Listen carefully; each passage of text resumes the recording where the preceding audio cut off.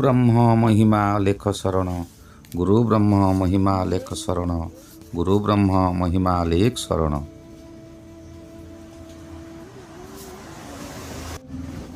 ब्रह्मावधूत प्राणबंधु बाबा तांको महिमा आभास पुस्तक रे निज विषय किछि वर्णना करिसंती। ताहा एठारे प्रकाश करा जाउछि।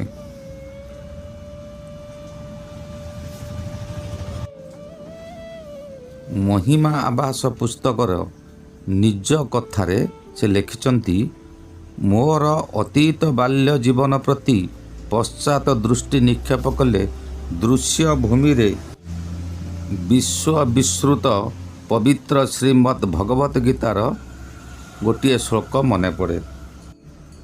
सेही श्लोकटी मो मनरे सर्वदा गुंजरित हेउथाए।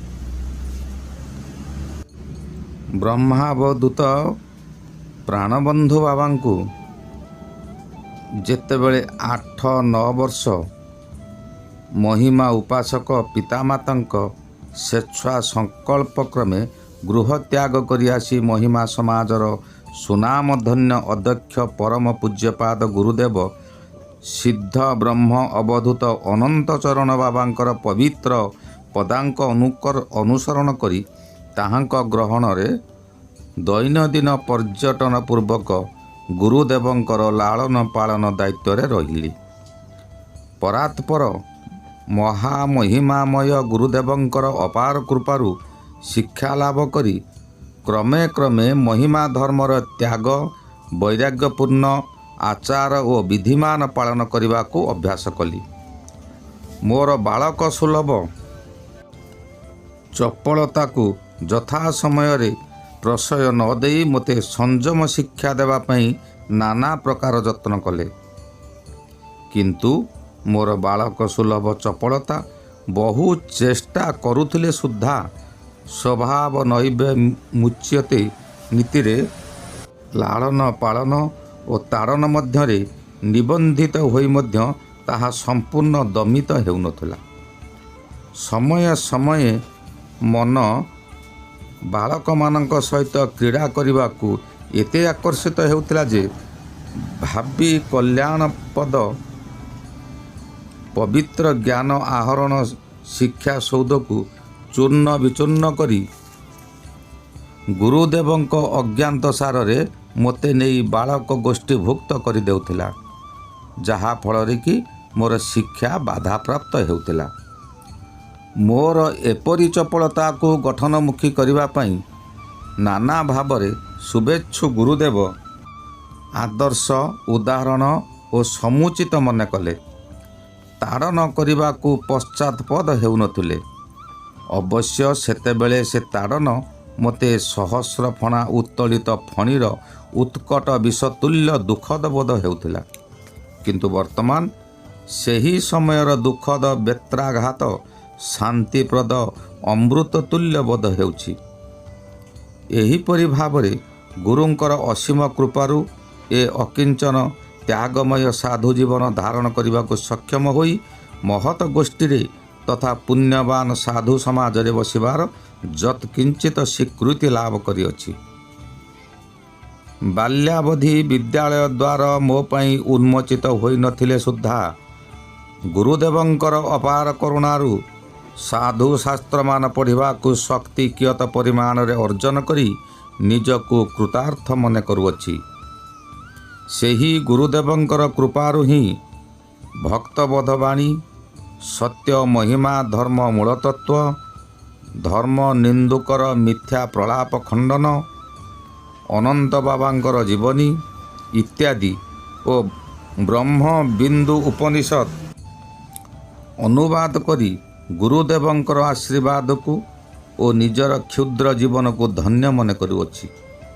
एवं एही अवसर रे मध्य गीतार सेही श्लोकटी को अक्षरे अक्षरे जीवंत सत्यवाणी रूपे जीवन रे प्रमाण करुअछि। गीतार यही पवित्र भावटी सबरी हृदय रे झंकृत हेउ।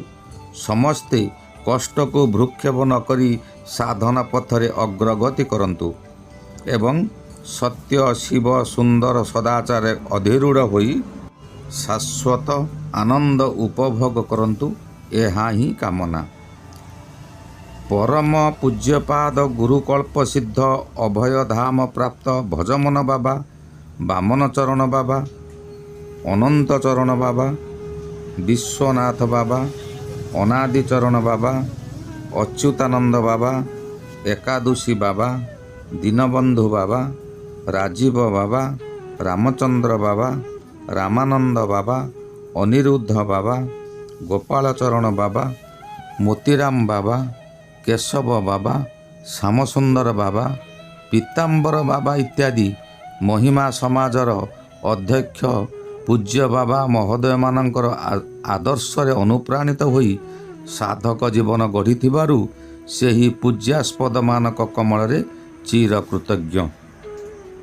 ପୁନଶ୍ଚ ମହିମା ସମାଜର ପ୍ରତିଭାଶାଳୀ ଅଧ୍ୟକ୍ଷ ପରମ ପୂଜ୍ୟପାଦ ବ୍ରହ୍ମ ଅବଧୂତ ବିଶ୍ୱନାଥ ବାବା ମହିମା ଧର୍ମର ବିକାଶ ଓ ପ୍ରଚାର ପାଇଁ ଯେଉଁ ଅବିସ୍ମରଣୀୟ କର୍ମ ପ୍ରବାହରେ ଅନୁପ୍ରାଣିତ ହୋଇଅଛନ୍ତି ଓ ମହିମା ଧର୍ମର ନାନା ଉନ୍ନତି କଳ୍ପେ ପରିଣତ ବୟସରେ ସୁଦ୍ଧା ନିରଳସ ଜୀବନଯାପନ କରି ଅଲେଖ ପରମ ବ୍ରହ୍ମଙ୍କ ଭାବରେ ତନ୍ମୟ ଅଛନ୍ତି ଏବଂ ତାହାଙ୍କର ଯେଉଁ ଅସୀମ ଆଶୀର୍ବାଦ ମହିମା ଧର୍ମର ଏହି ଅଧୀନ ସମେତ ସମସ୍ତ ପର ଅପର ସନ୍ନ୍ୟାସୀମାନଙ୍କର ଅନନ୍ତ ପ୍ରେରଣାର ଉତ୍ସ ସ୍ୱରୂପ ବିଦ୍ୟମାନ।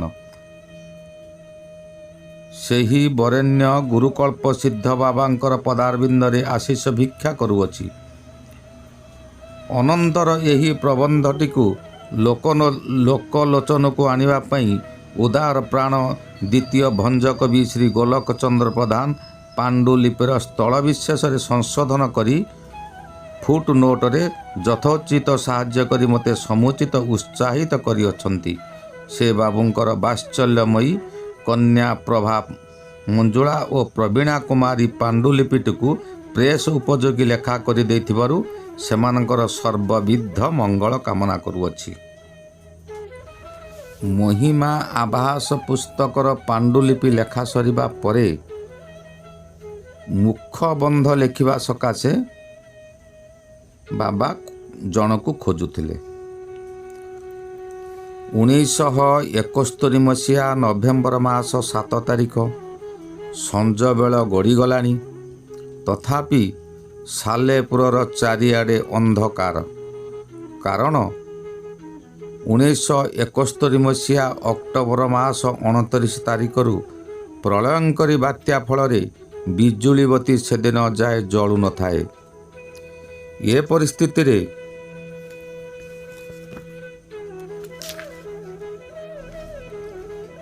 ସାଲେପୁର କଲେଜର ଅଧ୍ୟକ୍ଷ ଶ୍ରୀ ରାମନାରାୟଣ ମହାନ୍ତି ଘରେ ଉଦାସୀନ ଭାବେ ଏକାକୀ ଚୁପଚାପ ହୋଇ ବସିଥାନ୍ତି। ହଠାତ୍ ଉପସ୍ଥିତ ହେଲେ ଜଣେ ବନ୍ଧୁ। ସେ ମହମବତୀଟିଏ ଜଳାଇ କହିଲେ ଯେ ଜଣେ ସନ୍ନ୍ୟାସୀ ଦେଖା କରିବାକୁ ଚାହାନ୍ତି। ଭାବିଲେ ଏ ନିର୍ଜନ ଅନ୍ଧକାର ସନ୍ଧ୍ୟାରେ ସାଧୁ ସନ୍ନ୍ୟାସୀ ଦର୍ଶନ ମୋ ପରି ଧର୍ମ ବିଷୟରେ ଅନଭିଜ୍ଞ ବ୍ୟକ୍ତି ପକ୍ଷେ ଏକ ସୌଭାଗ୍ୟର କଥା। ତେଣୁ ଆନନ୍ଦରେ ସେ ବନ୍ଧୁଙ୍କୁ ସନ୍ନ୍ୟାସୀକୁ ଘେନି ଆଣିବାକୁ କହିଲେ। ବନ୍ଧୁ ସନ୍ନ୍ୟାସୀକୁ ସାଥିରେ ଆଣି ମୋ ସହିତ ପରିଚୟ କରାଇଦେଲେ। ସନ୍ନ୍ୟାସୀ ହେଉଛନ୍ତି ସତ୍ୟ ମହିମା ଧର୍ମ ସମାଜର ଶ୍ରୀଯୁକ୍ତ ପ୍ରାଣବନ୍ଧୁ ଦାସ ବାବା। ତାଙ୍କର ଶରୀର ବେଶଭୂଷା ଓ ମୁଖମଣ୍ଡଳର ଆଭାରୁ ଜାଣିଲି ଯେ ସେ ଜଣେ ଯୁବକ ସନ୍ନ୍ୟାସୀ। କିନ୍ତୁ ପରିଚୟ ପରେ ଯେଉଁ ପ୍ରୀତିକର ବାୟୁମଣ୍ଡଳରେ ଦୀର୍ଘ ସମୟ ଯାଏ କଥୋପକଥନ ହେଲା, ସେଥିରୁ ମୁଁ ଉପଲବ୍ଧି କଲି ଯେ ଜଣେ ସାଧାରଣ ସନ୍ନ୍ୟାସୀ ନୁହନ୍ତି। ତାଙ୍କର ଗଭୀର ଜ୍ଞାନ, ନିର୍ମଳ ବୌଦ୍ଧିକ ଯୁକ୍ତି, ଉଚ୍ଚକୋଟୀର ଚିନ୍ତା ଓ ଆଦର୍ଶ, ସହଜ ସରଳ ଭାଷା ଓ ସୌଜନ୍ୟ ତାଙ୍କର ଉନ୍ମତ୍ତ ଧର୍ମପ୍ରାଣ, ପବିତ୍ର ହୃଦୟ ଓ ବ୍ୟକ୍ତିତ୍ୱର ପରିଚୟ ଦିଏ।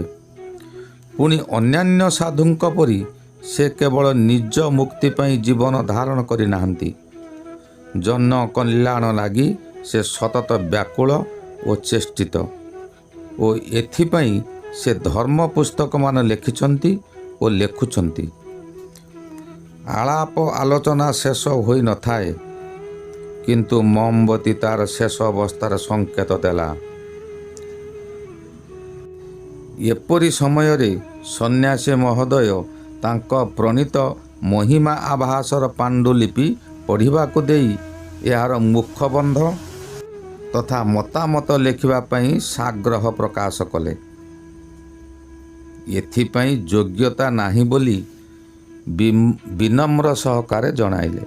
ତଥାପି ଏହା ତାଙ୍କର ଆନ୍ତରିକ ଇଚ୍ଛା ବୋଲି ସେ କହିବାରୁ ମୁଁ ତାଙ୍କର ଶ୍ରଦ୍ଧା ଏଡ଼ି ନ ପାରି ପାଣ୍ଡୁଲିପି ରଖିଲି ଓ ସେମାନଙ୍କୁ ବିଦାୟ ଦେଲି। ମହମବତୀଟି ଲିଭିଗଲା। ପ୍ରଣେତା ତାଙ୍କ ପୁସ୍ତିକାର ପ୍ରଥମ ଅଧ୍ୟାୟର ସତ୍ୟ ମହିମା ଧର୍ମର ଅଭ୍ୟୁଦୟ ଓ ଦାର୍ଶନିକ ତତ୍ତ୍ୱ ବର୍ଣ୍ଣନା କରି ଦର୍ଶାଇଛନ୍ତି ଯେ ଏହି ଧର୍ମରେ ଅଲେଖ ପରମବ୍ରହ୍ମ ହିଁ ଏକମାତ୍ର ଉପାସ୍ୟ। ସେ ନିରାକାର, ଅନାଦି, ଅବ୍ୟକ୍ତ, ଅଜର, ଅମର ଓ ଅଭୟ ଅମୃତ ସତ୍ ଚିତ୍ ଆନନ୍ଦ।